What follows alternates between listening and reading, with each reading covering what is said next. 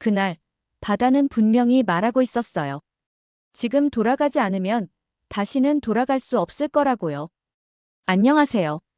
저는 리아 킴이라고 합니다. 한국계 미국인, 나이는 30이고 지금은 미국 NOAA 소속 데이터 과학자로 일하고 있어요. 저는 태풍을 연구합니다. 아니, 태풍을 예측합니다. 바람의 방향, 수증기의 밀도, 해수면 온도, 모든 걸 분석해서 이 재앙의 길을 미리 그려보는 사람이죠. 사람들은 가끔 묻습니다. 그렇게 무서운 걸 어떻게 그렇게 차분하게 다뤄요? 그럴 때마다 저는 그냥 웃어요. 사실은요. 어릴 때 태풍 때문에 집이 무너졌던 기억이 있어요. 그날 이후로 태풍은 제게 재난이자 질문이자 숙제였어요. 그래서 저는 이 일을 선택했죠. 누군가의 오늘을 내일로 만들기 위해서요. 2035년 봄, 저는 미국 동부의 NOAA 본부에서 일하고 있었습니다. 그날 아침, 책상 위에 도착한 한 통의 이메일이 제 인생을 바꿨습니다. UNOCEANICCLIMAT RESEARCHBOARD 파견 요청 대상 리아 킴 박사. 목적 남태평양 솔라노 기지 기상 데이터 알고리즘 개선 및 예측 정밀도 향상 프로젝트 참여. 기간 3개월. 위치 남태평양 피지 인근 해역 솔라노 기상생태 통합 연구기지. 처음엔 솔직히 반신반의했어요. 솔라노. 들어본 적도 없는 이름이었거든요. 하지만 잠시 검색해보니 놀라운 정보가 나왔어요. 솔라노 기상생태 연구기지는 유엔이 기후위기에 대응하기 위해 구축한 해상기지였어요.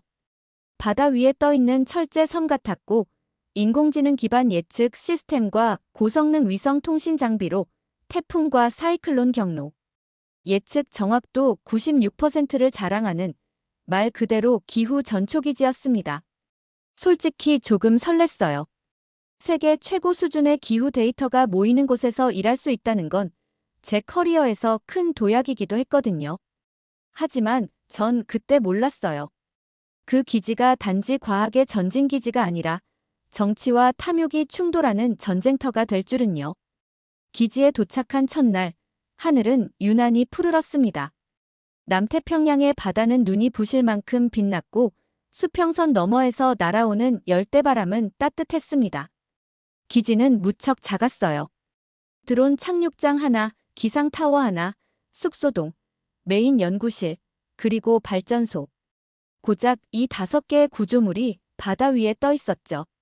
하지만 그 안은 첨단 그 자체였습니다. 실시간으로 위성 데이터를 받아 분석하는 AI 시뮬레이션 장비, 바닷속을 3D로 스캔하는 음향 센서, 수면 위 대기 입자를 분석하는 LIDAR 레이저까지. 전문가로서 말하건대 여긴 세계에서 가장 진보된 기상 관측소였어요. 처음 며칠은 평화로웠습니다. 매일 아침 7시 기상회에, 낮에는 데이터 수집 및 분석, 밤에는 국제회의 보고서 작성. 함께 일하는 동료들도 훌륭했어요. 영국 출신의 책임자 토마스는 엄격하지만 따뜻했고, 피지 출신 생태학자 아나는 지역 사회와 기지를 연결하는데 중요한 역할을 했습니다. 그리고 무엇보다 이곳에는 과학을 위해 국적을 넘는 사람들이 있었어요. 하지만 일주일 뒤 저는 한 통의 문서를 보게 됩니다. 해양 탐사팀이 근처 해역에서 희귀 광물질을 발견했어요. 딥시 마그네슘, 히토류 원소, 티타늄 등 산업적으로 매우 희귀한 금속들이 해저에 매장돼 있다는 보고입니다. 아나가 조심스럽게 말했습니다. 전 그때 처음으로 과학이 정치와 충돌할 수 있다는 것을 뼈저리게 느꼈어요. 그리고 그 예감은 불길하게도 너무 빨리 현실이 되었죠. 그 주의 금요일 밤, 저는 이상한 소리를 들었습니다. 기지의 동쪽 해상 드론 센서에 군함이 탐지됐다는 경고가 떴어요. 처음엔 오작동인 줄 알았어요. 하지만 토마스가 말했죠. 중국과 지연합 국가가 이 지역 해역이 공해라는 국제법 조항을 근거로 탐사권을 주장하고 있어요. 정찰선이 아니야. 실전 배치야. 그 순간 저의 머릿속은 하얘졌습니다. 전 데이터를 다루는 과학자지. 이런 외교적 갈등의 당사자가 된 적은 한 번도 없었거든요. 며칠 뒤 더 심각한 일이 벌어졌습니다. 기지 외곽에 함정들이 배치됐고 위성 통신망이 간헐적으로 끊기기 시작했어요. 누군가 우리의 정보를 의도적으로 방해하고 있었죠. 식수 탱크에 연결된 정수 장치에도 이상이 생겼고 전력 공급도 불안정해졌어요. 그 순간 저는 깨달았어요. 이곳은 더 이상 연구기지가 아니에요. 정치적 충돌의 한복판에 선, 외로운 바다 위의 전장이 되어버린 거예요. 그리고 그날 밤 기지 모니터에 붉은 선이 떠올랐어요. 초대형 슈퍼태풍 제민이 발생 경고. 진입 경로는 남태평양 북부. 예상 경로. 솔라노 기지 직격. 도달 시간 84시간 이내. 제 머릿속은 멈췄어요. 이 데이터를 전 세계로 보내야 수십만 명이 대피할 수 있어요. 하지만 통신은 마비 상태고 도움을 요청할 수단도 없었죠. 그리고 이 모든 상황을 두고 제가 결정을 내려야 했습니다. 그날부터 바다는 저희에게 말을 걸기 시작했어요. 거대한 파도의 숨결, 낮게 울리는 바람의 떨림, 수면 위로 부서지는 별빛 같은 경고들. 우리는 돌아갈 수 없게 됐어요. 하지만 그렇다고 멈출 수는 없었습니다. 안녕하세요. 리아 킴입니다. 지금 이 글을 쓰는 손끝이 떨리네요. 저는 기지에서 살아남기 위해, 그리고 전 세계를 위해 마지막 남은 통신 수단을 붙잡고 사연을 전해요. 제가 솔라노 기지에 온 뒤 바다는 따뜻하게 저를 맞았지만 그 밑에는 점점 어두운 힘들이 움직이고 있었어요. 기후 재난보다 더 거대한 자원이라는 탐욕의 힘이었죠. 며칠 전부터였어요. 낮에도 밤에도 기지 주변에 거대한 함정들이 머물기 시작했고 위성 통신은 간헐적으로 끊기는 상황이 반복됐어요. 마치 누군가가 전 세계와 연결된 우리의 목을 하나하나 조여오는 듯했죠. 식수 정화 장치가 오류를 일으켰고 전력도 자꾸 툭툭 끊겼어요. 특히나 절실한 건 통신이었어요. 전 세계가 우리의 데이터에 의존하고 있었거든요. 저도 모든 게 데이터로 연결된 세상에서 살아왔어요. 재난은 계산과 예측을 통해 대비할 수 있다고 믿었죠. 그런데 이제는 데이터마저 가질 수 없게 된 거예요. 하지만 전 포기하지 않았습니다. 왜냐면 전 데이터를 지킬 수 있다면 사람들의 삶도 지킬 수 있다는 걸 누구보다 잘 알았거든요. 그날 회의실에 모였을 때 토마스 책임자는 얼굴이 창백했어요. 그는 냉정하지만 따뜻한 영국인이고 이 기지를 시작부터 이끌어온 사람이었죠. 리아, 이번에는 단순한 과학이 아니에요. 통신이 마비된 상태에서 슈퍼 태풍까지 몰려오고 있어요. 우리가 데이터를 전송하지 못하면 수십만 명의 대피 기회를 잃어요. 토마스의 한마디에 제 심장은 터질 것 같았어요. 하지만 제가 받아들인 현실은 우리가 해야만 한다는 것이었죠. 그리고 그 말을 저는 모두에게 전했어요. 여러분, 우리가 여기서 기울인 과학의 노력은 단순한 숫자와 그래프 그 이상이에요. 그것은 한 사람의 생명이 생존할 수 있는 기준이고 가족이 웃으며 또 하루를 맞이할 수 있는 기회입니다.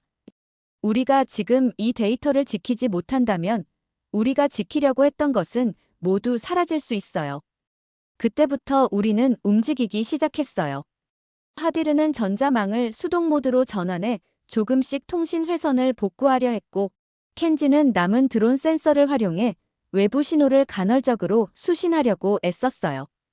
아나는 지역 공동체에 우리를 잊지 말아달라고 전하는 메시지를 준비했고 토마스는 기지 구조물의 취약점을 확인하며 우리를 안전하게 지킬 방안을 찾으려 했죠.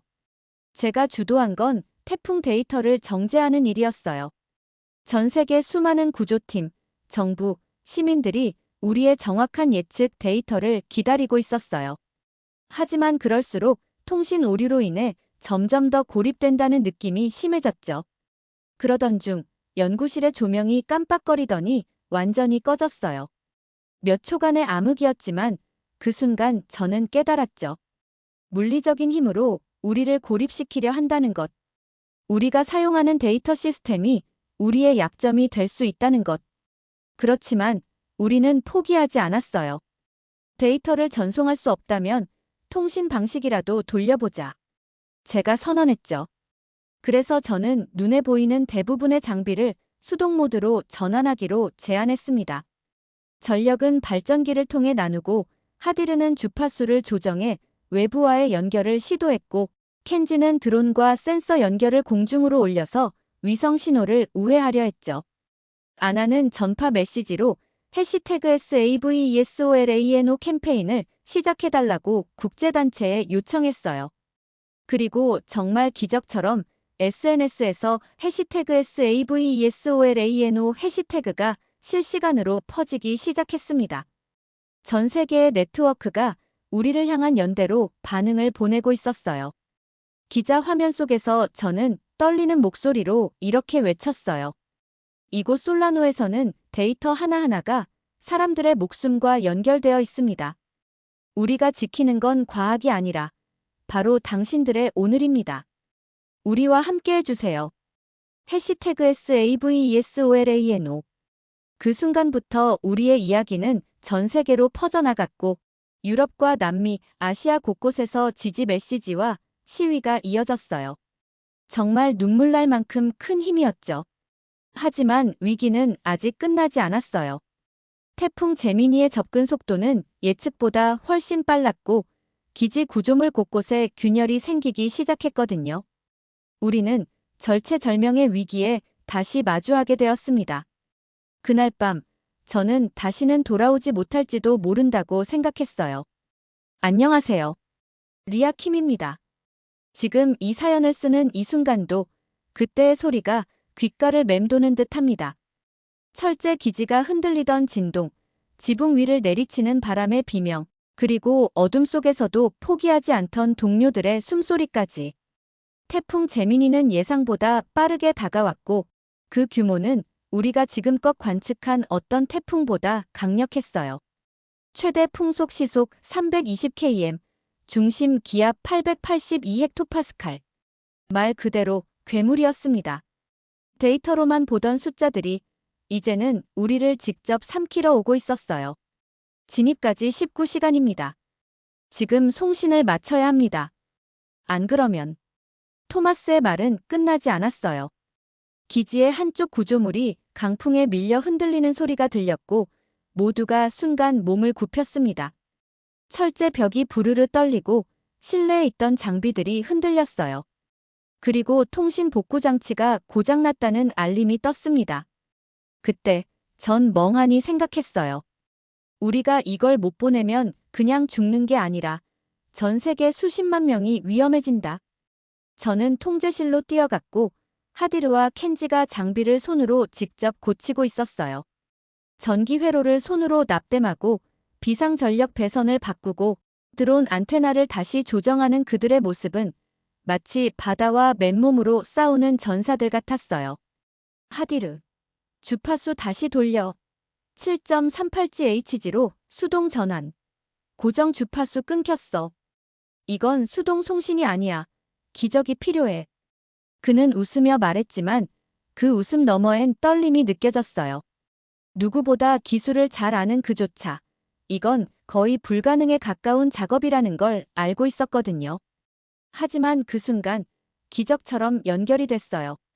통신 장비에 작은 녹색 불빛 하나. 그 한 줄기가 어둠 속의 희망 같았어요. 리아, 데이터 준비됐어. 켄지가 외쳤고 저는 그 자리에서 가장 최근의 기상 시뮬레이션 데이터를 손으로 정리해 업로드했어요. 그러나 바람은 점점 거세졌고 건물 전체가 흔들리기 시작했어요. 지금 데이터를 보내면 송신 도중 전력 차단이 일어날 수도 있었죠. 그럼 어쩌라고. 그냥 보내. 지금 아니면 늦어. 그 말은 제가 한 말이었는지 누가 외친 건지도 모르겠어요. 그냥 모든 게 사운드처럼 울려 퍼졌고 우리는 온몸으로 각자의 기계를 붙잡고 있었습니다. 그리고 데이터 송신 중 25%, 40%, 67%, 91% 완료. 그 메시지가 떴을 때 아무도 말하지 않았어요. 우리는 그저 서로를 바라봤습니다. 살았다는 안도감보다 누군가를 지킬 수 있었다는 사실이 더 컸어요. 몇 시간 후 데이터는 전 세계 31개국 구조기관에 전달되었고 우리는 태풍 경로 예측 정확도 98%라는 수치를 만들어냈어요. 덕분에 일본, 필리핀, 인도네시아, 베트남, 호주, 파푸아뉴기니, 피지 총 7개국 120만 명이 조기 대피할 수 있었습니다. 이 장면은 실시간으로 생중계됐고 방송에서는 저희 기지의 내부 모습이 전 세계로 송출되었어요. 떨어진 장비, 젖은 벽, 부서진 바닥, 그리고 그 한가운데서 서로의 손을 놓지 않고 있던 우리 12명의 모습. 그리고 다음 날 아침, 태풍의 눈이 우리 기지를 통과했어요. 우리는 모두 함께 앉아서 거대한 바람의 심장을 마주봤어요. 창문 너머로 보이는 맑고 고요한 하늘. 마치 바다가 우리에게 마지막 인사를 전하는 것 같았어요. 그 순간 저는 깨달았어요. 이건 단순한 예측도 과학도 아니에요. 우리가 지키려 한 건 기술이 아니라 사람의 미래였어요. 안녕하세요. 리아 킴입니다. 솔라노를 떠난 지 7개월이 지났지만 제 시간은 아직도 그 바다 위에 머물러 있는 것 같아요. 밤마다 눈을 감으면 그 소리가 들려요. 쇠 구조물 사이를 통과하던 바람, 송신기에서 들려오던 삐삐 소리, 그리고 마지막으로 함께 있었던 동료들의 숨소리. 그날 이후 세상은 우리에게 너무 많은 이름을 붙였습니다.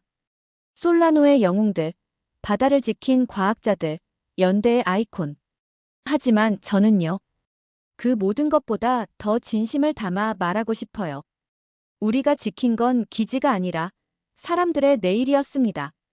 태풍 제미니가 지나간 뒤 솔라노 기지는 처참했어요. 기지 외벽은 찢겼고 전력선은 거의 끊겼고 식수 저장고는 붕괴 직전이었어요. 하지만 우리 12명은 모두 살아있었고 무엇보다도 그 데이터를 세상에 보냈다는 사실 하나만으로 우리는 버틸 수 있었어요. 사건 이후 유엔은 솔라노 기지를 조사했고 국제해양법 법정에서는 사상 최초로 과학기지의 인류 공동유산 지정이라는 판결을 내렸습니다. 이 결정은 단지 상징적인 선언이 아니었어요. 각국은 이후 솔라노 기지를 무장해역이 아닌 연합과학보존구역으로 재지정했고 어떠한 군사력도 기지 인근 500km 이내에 배치할 수 없게 되었죠. 다시는 과학이 정치의 전장이 되지 않도록 인류는 그날의 교훈을 마음속에 새긴 겁니다. 그리고 솔라노라는 이름은 이제 더 이상 외딴 바다의 낯선 철제 구조물이 아닙니다. 그 이름은 희망이고 협력이고 그리고 무엇보다 사람이에요. 그날을 잊을 수 없는 장면이 있어요. 사건이 마무리된 뒤 저는 유엔의 요청으로 한 인터뷰를 하게 됐어요. 수많은 기자들과 카메라 앞에 서면서도 저는 마음 한구석이 텅 빈 듯 했어요. 우린 모두 영웅처럼 떠들썩한 대우를 받았지만 사실 가장 기억에 남는 건 태풍이 지나간 직후 손에 전선이 눌려 멍든 켄지의 손, 그리고 그 손을 조심스레 싸매던 아나의 눈물이었어요. 기자가 묻더군요. 리아 박사님, 당신은 인류를 구했습니다. 지금 기분이 어떠세요? 그때 저는 이렇게 말했어요. 우리가 지킨 건 기지가 아니라 사람들의 생명과 미래였습니다. 그리고 그 미래는 우리 12명이 아니라 수십억 인류가 함께 만들어가야 할 것이라 생각합니다. 그 말이 방송으로 나간 후 세계 곳곳에서 이메일과 메시지가 쏟아졌어요. 재난을 피한 사람들, 우리와 같은 과학자들, 그리고 이름도 모를 평범한 이들까지. 그들 모두가 한마디씩 남겼어요. 당신들이 보여준 건 과학이 아니라 희망이었습니다. 지금도 솔라노 기지는 그 자리에 있습니다. 조용한 바다 한가운데서 여전히 바람을 측정하고 파도를 기록하며 태풍의 발자국을 계산하고 있죠. 저는 다시 미국 본부로 돌아왔지만 마음은 늘 그곳에 있어요. 언젠가 다시 그 바다로 돌아가게 된다면 저는 그저 데이터가 아니라 사람들의 목소리를 함께 품고 싶어요. 그리고 마지막으로 이 말을 전하고 싶습니다. 기후위기의 시대, 우리가 맞서 싸워야 하는 건 자연이 아닙니다. 우리가 버려야 할 건 국경과 이기심이고 우리가 선택해야 할 건 연대와 과학 그리고 용기입니다.